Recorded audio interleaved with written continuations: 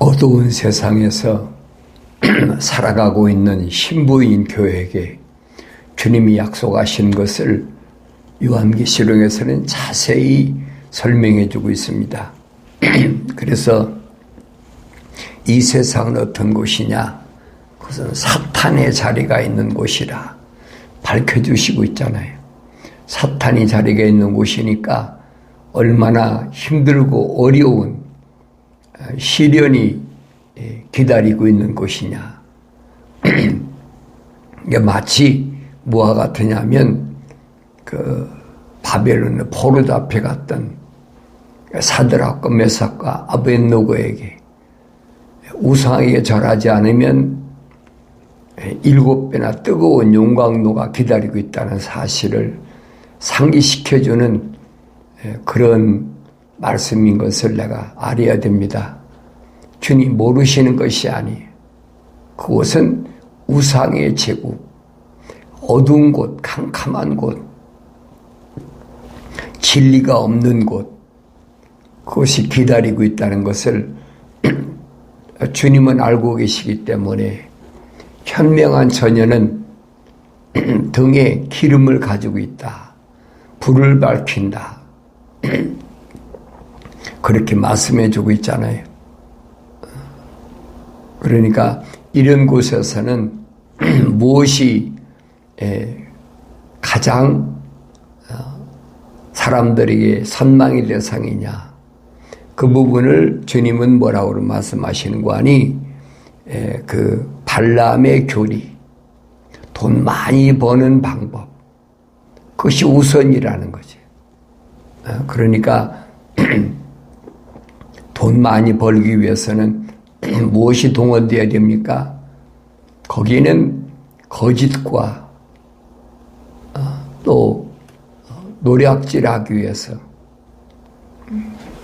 철학이라는 것이 절대 필요한 것이 바로 하늘 아래 세상에 처한 그런 모습인 것을 주님은 2000년 전에 분명히 이 땅에 오셔서 빛으로 오셔서 제자들을 선택하시고 그들에게 약속하신 것이 그겁니다.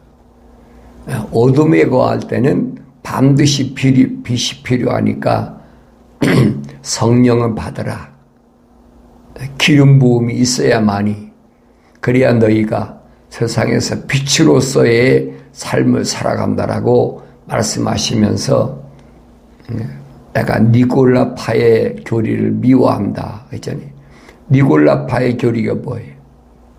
자기들이 선택해서 예수 믿는 것처럼 자기들이 선택해서 하나님의 아들이 된다고 주장하는 거짓 선동이란 말이에요. 이게 속지 말라는 얘기예요. 어렸을 때는 달콤하잖아요. 내가 선택해서 내가 하늘 아래서 스펙을 많이 쌓아가지고 내가 또 돈을 많이 벌어서 내가 하나님께 드려서 내가 하나님의 자녀가 되는 것처럼 그렇게 위조해서 변조시켜가지고 묘하게 사람들의 마음을 미혹하고 유혹하는데 넘어지지 말아라. 이런 길을 가르치는 게 누구냐? 주님께서는 5가지 은사를 주셨다고 그랬어요. 성령 받은 사람들에게 뭘 주셨느냐? 사도, 예수님의 말씀을 대행할 수 있는 사도, 그 다음에 선지자, 선지자는 미리 앞으로 되어질 일에 대하여 성경에 기록된 내용을 부르심 받은 교회들에게 올바로 가르쳐야 되고, 세 번째 복음 전도자. 복음이 뭐냐? 복음이 뭐냐? 바울은 복음은 예수 그리스도라 그랬어요. 왜 바울은 예수 그리스도가 복음이라고 그랬느냐? 이사야 선지자는 말하잖아요. 모든 육체는 들의 풀과 같고 풀의 영광은 꽃이다. 풀도 마르고 꽃도 시들지만은 하나님 말씀은 영원하다. 그러면서 언제 성령의 바람이 불면 그렇다는 거예요. 베드로도 분명히 밝히잖아요. 이것을 우리에게 복음으로 주셨다. 그런데 바울은 예수 그리스도가 복음의 핵심이라는 거예요. 왜 그래요? 말씀이 육신이 되어 오신 분이 육신으로 왔기 때문에 그 말입니다. 베드로와 사도 베드로가 전한 말이나 사도 바울이 전한 말은 일맥상통한 거예요. 그게 다른 것이 아닙니다. 그러니까 육신으로 오신 그 육신은 풀과 같다는 거예요. 그러니까 이거 오해하면 안 돼요. 그 다음에 목사는 어떤 일이냐? 부르심을 받은 교회를 성숙하게 성장하게 누굴 닮도록 예수를 닮도까지 양육시키는, 그래서 그 요한계시록에서는 어머니 역할을 한다. 그러니까 사도들이 제자들이 그 역할을 한 거예요. 그걸 성경에 기록된 것을 내가 성령 받기 전에 볼 수가 없어요. 성령 받아야 그게 보여지고 들려지는 거죠. 마지막 교사는 올바로 가르치는, 올바로 가르쳐야 될 거 아닙니까? 어린아이를 가르쳐야지. 그러니까 이런 그 5가지 은사는 따로 준 것이 아니에요. 어떤 사람은 사도, 어떤 사람은 목사고, 그게 아니에요. 성령은 성령 받으면 이 5가지 일을 온전히 감당한다는 얘기예요. 하늘나라 종교는 이렇게 따로따로 하잖아요. 뭐 목사 따로, 뭐 교사 따로, 마치 계급적으로 되는 것처럼. 기독교에서는 그게 아니에요. 올바로 잘 하셔야 돼. 그래서 분별하라. 성령 받아야 분별할 수 있다 하는 것을 내가 하나님 말씀을 통해서 올바로 깨달아야 됩니다. 그래서 이런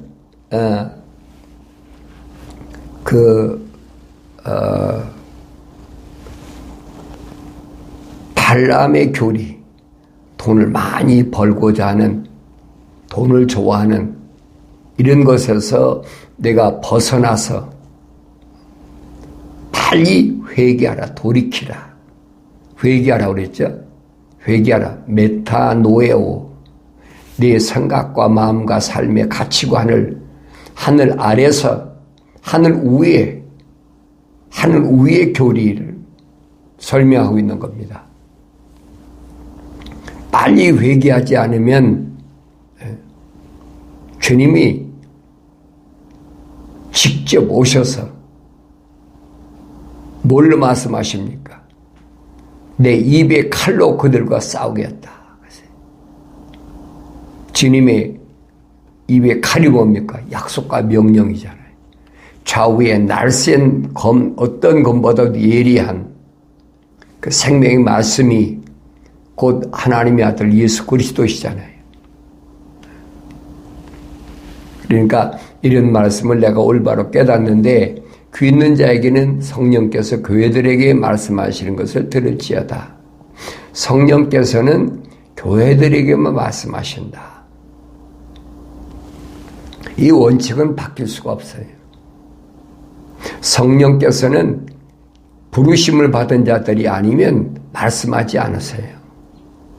그러니까 내가 부르심을 받은 자인가 아닌가, 내가 그걸 깨달아야죠. 내가 부르심을 받은 자라면 성령께서 말씀하시는 걸 들어야 되죠. 그 성령 받아야 내가 올바로 알 수 있다. 그러면서 이기는 자에게는 내가 감춰진 만나를 주겠다. 약속이잖아요. 감춰진 만나. 감춰진 만나는 어디 있습니까? 출애굽기에 보면은 모세가 아론에게 말하잖아요. 만나를 한 오매를 항아리에 가득 담아서 법궤가 들어있는 법궤 안에, 거기에 보면 이제 그 아론의 쌍난 지팡이, 거기 만나가 된 항아리, 그 법궤 안에 들어있는 거예요. 그 속에 있는 만나를 주어서 먹게 하겠다. 약속하시잖아요. 그러니까 지성소까지 하나님의 보좌 있는 데까지 들어갈 수 있는 건 유일한 누구냐? 대제사장밖에 없어요. 성막에서 가르쳐주고 있잖아요. 성소에서 선출된 대제사장이 지성소로 들어간다. 그 성막은 그걸 설명해 주고 있거든요. 그러니까 우리가 이런 말씀을 올바로 알아야 되는데 성소는 누가 들어가느냐? 거룩한 제사장만 들어간다. 거룩한 제사장이 누굽니까? 부르심 받은 교회를 가리키는 거예요. 이스라엘을 가리킨 게 아니에요. 부르심 받은 교회를 가리키는 거지. 그래서 주님이 시몬을 베드로라 이름 바꿔주잖아요. 베드로란 말은 원문에는 페트로스라. 페트로스. 우리는 우리말로 이제 베드로라 그래요. 원래 페트로스란 말인데 페트로스란 말은 무슨 말이에요? 작은 돌을 가리키는 거예요. 작은 돌. 반석이 아니라 작은 돌. 작은 돌은 어디서 떨어져 나왔습니까? 반석에 떨어져 나온 게 작은 돌이 되는 거죠. 반석이 있어야 작은 돌이 되잖아요. 그러니까 반석과 작은 돌은 동질성이지요. 이질이 아니잖아요. 동질성이잖아요. 이 돌은 뭘 가리킵니까? 다니엘서 2장에서 설명하고 있잖아요. 느부갓네살이 본 큰 금신상을 봤는데 머리는 금이고 가슴 배기는 뭐예요? 거기는 은이고 그 다음에 보니까 노소리 된 배와 넓적다리, 그 다음에 철 종아리, 그 다음에 진흙과 강철로 된 10발가락, 그 큰 신상을 사람의 손으로 다듬지 않은 큰 돌, 반석이라는 얘기. 그 돌이 와서 그 신상을 때려 부셨다. 느부갓네살이 꿈꾼 것을 다니엘이 설명해 주고 있잖아요. 다니엘이 그 꿈을 또 꾸고 해석까지 해주잖아요. 그 예수님 당시 육신으로 오신 예수님은 2000년 전에 어느 때냐? 역사적으로 보면 로마가 거의 서로마와 동로마가 갈라져 있을 때예요. 그때 주님이 오셨잖아요. 그리고 주님이 그때 베드로를 선택하신 거예요. 왜? 작은 돌이니까. 작은 돌은 동질성이라는 얘기예요. 아무나 선택하는 게 아니죠. 그래서 이 작은 돌은 뭐라고 합니까? 주는 그리스도시요 곧 살아계신 하나님의 아들이시라는 고백을 하잖아요. 그러니까 주님이 뭐라고 말씀하십니까? 바위나 시몬아, 이를 알게 한 것은 혈육이 아니다. 내 육신적인 부모나 이 땅에 거하는 사람이 가르쳐준 게 아니라 하늘에 계신 내 아버지께서 너로 하여금 알게 하셨다. 이 말씀 속에는 내 속에는 하나님 거룩한 호흡이 들어갔다는 얘기. 거룩한 하나님의 호흡이 들어갔다. 그 사람을 주님은 선택하신 거예요. 그래서 이 반석 위에, 그렇죠? 반석 위에라는 말은 베드로 위에가 아니에요, 여러분. 베드로는 하나의 돌이에요. 반석에 떨어져 나온 돌. 반석은 예수님 자신을 가리키는 거예요. 이 반석 위에 예수님 자신 위에 부르심을 받은 교회를 세우시겠다는 거예요. 이 약속의 말씀이 보여져야 되고 들려져야 되죠. 아무나 되는 게 아니지. 그러니까 이스라엘 백성들이 있지만은 그 성막에 보면 성소에 들어갈 수 있는 누구만 들어갑니까? 제사장만 들어가잖아요. 제사장은 반드시 문을 통해서 들어가요. 예수님 말씀하셔요. 내가 문이니 예수 이름으로 들어가야만이 그 다음에 번제단에 가서 짐승을 잡아서 피를 다 뿌리고 그리고 물두멍에서 손발아 씻고 그리고 성소에 들어가는 거예요. 그런데 그 성소에 가보니까 촛대가 있잖아요. 촛대. 황금촛대, 순금촛대, 그리고 떡상이 있다 그랬어요. 그리고 그 성소에서 지성소까지 인도하시는 분이 누구냐? 대제사장. 그래서 베드로가 말하잖아요. 너희는 거룩한 제사장이 되라. 그래. 거룩한 제사장. 유대인들에게 제사장이 아닙니다, 여러분. 잘 아셔요. 그런데 유대교를 흉내내라고 지금도 자기가 제사장 노릇한다고 그런 짓거리 하는 사람, 그 다른 종교에 흉내내는 거예요. 기독교는 그게 아니에요. 제사장은 하나님의 형상으로 조성된 사람, 그 사람이 하나님의 그 거룩한 교회에 따라서 하나님의 모습들을 닮은 성령 받은 그 사람이 제사장이에요. 거룩한 제사장. 아무나 되는 게 아니죠. 창세기 1장에서 말씀하시잖아요. 우리 형상과 모습들을 닮은 사람을 만들자. 성경은 그 말씀을 하고 있는 거예요. 그게 내가 누구냐는 거예요. 내가 누구냐. 다른 사람을 말할 필요가 없어요. 내가 누구냐는 게 중요한 거지. 나의 정체성을 내가 올바로 알아야 돼요. 나는 하나님께서 하나님의 거룩한 계획에 따라서 흙으로 빚으시고 그 콧구멍에다가 하나님 거룩한 생명의 호흡을 후 불어넣으셨다는 거예요. 그러니까 하나의 살아있는 혼이 됐다. 그렇다면 반드시 뭘 받아? 하나님의 모습들을 성령을 받아야 된다는 거예요. 그 성령 받아야만이 완성되니까 그래야만이 하나님의 거룩한 뜻을 온전히 이룬다는 얘기예요. 그 사람들을 뭘 하시느냐? 다시 채워라. 창세기 1장 말씀하시잖아요. 다시 채워라. 다시 채우기 위해서 선정된 사람, 그게 교회라는 얘기예요. 건물을 가리키는 것이 아니에요. 여러분, 혼돈하지 마세요. 기독교에서는 교회는 뭐냐? 부르심을 받은 자, 반석 위에 세워진 곳.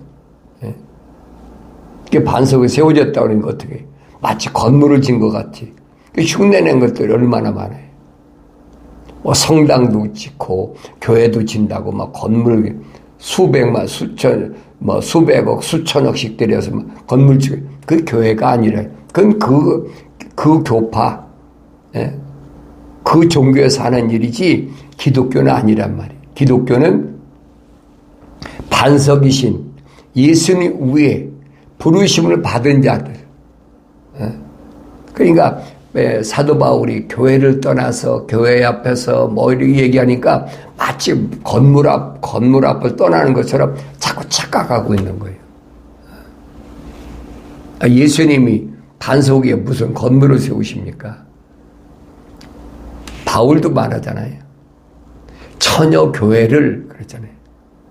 신랑 예수께 자기를 중매한다. 처녀 교회라고 그랬지 건물이라고 그랬습니까? 그러니까 올바로 내가 경건의 훈련을 통해서 눈이 열려지고 귀가 뜨여져야 돼. 할례 받은 귀를 통해서 마음판에 어떤 것이 새겨지느냐? 하나님의 진리의 말씀이 새겨져야 되지. 왜? 사도 바울이 설명하죠. 네가 하나님의 거룩한 성전인 것과 그랬잖아요. 성령이 거하는 전이다. 육신을 가리킨 게 아니에요, 여러분. 그래서 예수님도 육신을 입고 오셨을 때는 뭐 하셨느냐? 하늘 아래서 있는 하나님 거룩한 사랑의 호흡으로 조성된 사람을 어디까지 인도합니까? 낙원까지, 파라다이스, 생명나무를 주어서 먹게 하겠다. 약속이 그 얘기입니다. 그래서 예수란 말은 구원이란 뜻이에요. 자기가 육신의 부모가 짓고 싶고 진 거 아니잖아요. 마리아에게 아기를 낳으면 예수라 하라. 구원자라는 거예요. 거룩한 자들을 구원하기 위한.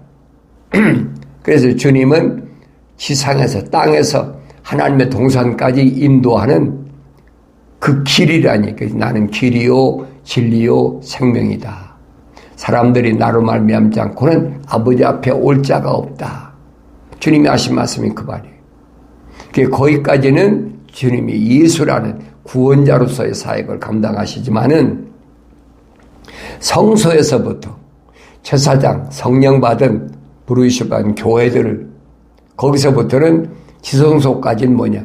멜기세덱이다. 멜기세덱이라면 대제사장. 히브리서에서 사도 바울이 설명하잖아요. 히브리서 5장, 6장, 7장을 잘 보세요. 멜기세덱. 어머니도 없고 아버지도 없는 살렘 왕, 평화의 왕, 그 멜기세덱이다. 사도 바울이 설명하잖아요. 내가 어린아이 같은 너희들에게 이걸 다 알도록 설명할 수가 없다는 거예요. 너희가 너무 어리기 때문에. 그러니까 사도 베드로도 설명하잖아요. 형제 바울이 증거한 말씀을 보면은 무식한 사람은 알아듣지 못한다. 그러잖아요. 무식하다는 말은 성령 받지 못한 자, 은사 받지 못한 자를 가리키는 거예요. 성령이 은사 받아야지 지식의 말씀, 지혜의 말씀, 그렇지 않으면 할 수가 없지요. 베드로가 말한 게 그 얘기입니다. 사도 바울이 바리새인이었으니까, 선생이었으니까, 공부를 많이 했으니까, 그 지식이 많으니까 철학이나 과학적으로 말하는 것을 보통 사람은 알아듣지 못한다. 그런 얘기가 아니에요. 성령 받지 못한 사람이 무식한 사람이에요. 우리말로 표현하면 무식하다 그랬잖아요. 성령 받지 못하는 무식하다. 그런 사람은 알아듣지 못해. 내가 경건의 훈련을 통해서 이런 하나님의 거룩한 뜻을 온전히 알아야 됩니다. 그래서 주님이 약속하신 것을 뭐예요? 만나를 주어서 먹게 하고 또 그에게 흰돌을 주리니 그 돌에는 새로운 이름이 기록되어서 그것을 받은 자 외에는 아는 사람이 없으리라. 만나를 먹은 사람에게 뭘 주느냐? 흰돌을 준다. 그렇지? 흰돌을 주는데 그 흰돌에는 새로운 이름이 기록되었다. 새로운 이름이 뭡니까? 육신의 이름이 아니에요, 여러분. 육신은 혈통적으로, 육신은 그렇잖아요. 우리나라 사람 같으면 되게 어떻게 이름을 짓습니까? 동양 철학에서 말하는 음양 오행이 있잖아요. 그러니까 월은 음양이잖아요. 오행은 화, 수, 목, 금, 토. 이 오행이야. 그러니까 음양 오행을 이름으로 예를 들어서 말하면 할아버지 때는 무슨 자 돌림, 또 아버지는 무슨 자 돌림, 아들인 나는 무슨 자 돌림, 그다음에 내 아들은 다음 때는 무슨 자 돌림. 그게 다 음양 오행으로 한문으로 만들어진 거예요.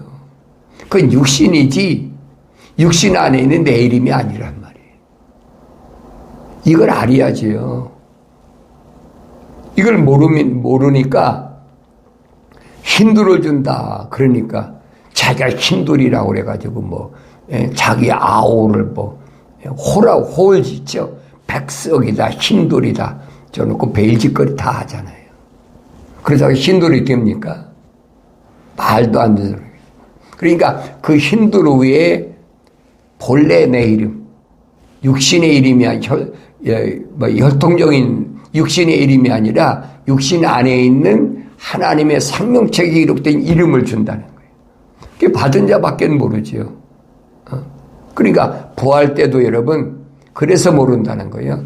육신은 흙이니까 우리가 겉으로 보는 이 모습이 이것밖에 더 봅니까? 이것밖에 볼 수가 없죠. 그 땅속에 들어가서 다 물과 피가 쏟아져 버리고 한 줌이 흙돼 버렸는데 뭐가 무슨 형체가 있습니까? 형체가 없지요. 그때는 뭘? 부활체란 말이에요. 부활체. 예? 예수님이 3년 만에 부활하셨을 때 저자들이 알아봤습니까? 못 알아보잖아요. 왜? 3년 동안이나 동고동덕했는데 왜 못 알아봅니까? 예? 그러니까 구체적으로 하나님 말씀을 매일마다 상고를 해야 돼. 너희는 주의 책을 찾아서 자세히 읽어보라. 이것들은 하나도 부족한 것이나 빠진 것이 없다는 얘기예요.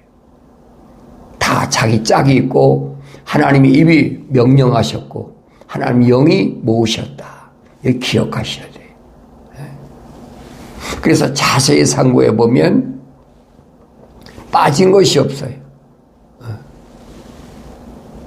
그러니까 주님이 십자가에 못 박혀 피를 흘리신 것은 세상 사람들이 죄를 위한 것이 아니에요. 부르심을 받은 교회, 그 교회 신부들을 위해서 죄를 사하기 위해 죽으셨다는 거예요. 그러니까 육신으로 무슨 살인하고 도둑질하고 간음하고 뭐하고 그건 육신 혈육이 한 거지 내 안에 있는 게 한 거라. 내 안에 있는 한 것은 뭡니까? 하나님의 약속을 믿지 못하고 하나님 명령에 불순종한 거예요. 거역한 거지. 하나님 명령에 거역한 거지. 그것을 성경은 행음, 패역, 그게 죄라는 거예요. 네 가지 죄. 한문에서는 넉사자에다 안이비자자 네 가지 하지 말아야 될 거. 제가 경건의 훈련을 통해서 죄라는 한 문자를 써가지고 설명한 게 벌써 몇 년 전이에요. 이런 글자는 뭘 말한 거예요? 이거 다니엘서 9장에서 다니엘이 자기와 자기 백성이 죄를 위하여 할 때 설명하고 있잖아요. 죄가 뭔가? 제가 만약에 수가성 여인처럼 남자를 몇씩 갈아가면서 사는 것이 죄라고 그러면 그럼 뭐 어떻게 죄를 사하겠습니까? 그렇잖아요. 남자를 6번씩 6식기를 갈아가면서 살던 여자를 주님이 죄를 뭘로 사하겠어요? 그 얘기가 아니에요. 그것은 어차피 흑인이 흑으로 돌아가야 돼.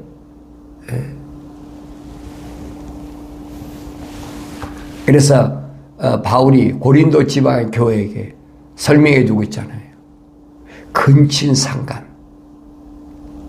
2000년 전에도 자기 어머니와 근친상간한 자가 있다. 지적하고 있잖아요. 그러니까 그 육체는 그래. 육체는 뭐죠? 육체는 마귀에게 던져준다. 바울이 설명하고 있잖아요. 그러나 그가 옛날에는 그랬지만 그 영혼은 구원받는다는 거예요. 그러니까 우리가 생각하고 있는 세상에서 사람들이 생각하고 있는 죄라는 개념하고 기독교에서 주님 말씀하신 죄라는 개념하고는 하나님 말씀에서 죄라는 개념하고는 전혀 다르다는 얘기예요. 그걸 아셔야 돼요. 그렇다고 육체가 도둑질하고 강도질하고 간음하고 그런 얘기가 아니에요. 주님이 말씀하시잖아요. 네 마음으로 여인을 바라보고 음란만 품어서도 이미 간음했느니라. 네 마음 속에 있는 그 사람이 하나의 혼이 된 사람이 어떤 마음을 갖고 있느냐는 거예요. 그러니까 우리는 이 땅에 사는 동안에 경건의 훈련을 통해서 내가 어떻게 거룩해야 되느냐. 힌두를 주면은 그 사람은 어떻게 해? 성령 받았으니까 첫째 부활에 부활하는 거지. 그러니까 무덤에 가서 다 썩어버리면 아버지나 할아버지나 자녀나 나나 다 썩어버리면 그걸 끝나버리는 거예요. 그래서 복음이라는 것을 선지자 이사야가 말한 겁니다. 외쳐라. 모든 육체는 풀과 같다. 다 썩어버린다는 거죠. 그건 아무것도 아니라는 거예요. 그걸 위해서 살지 말라는 얘기예요. 누구에게 말씀하시는 겁니까? 그 속에, 흙 속에 하나님의 형상을 닮은 사람에게 이걸 복음으로 전했다는 말씀을 기억하시고, 어떤 경우에도 나는 육신을 위해서, 혈과 육을 위해서 하는 것이 아니라 주님이 하신 말씀, 누가 내 형제고 자매고 모친이냐? 하늘에 계신 하나님 아버지의 뜻대로 하는 자가 내가 형제요 자매의 모친이다.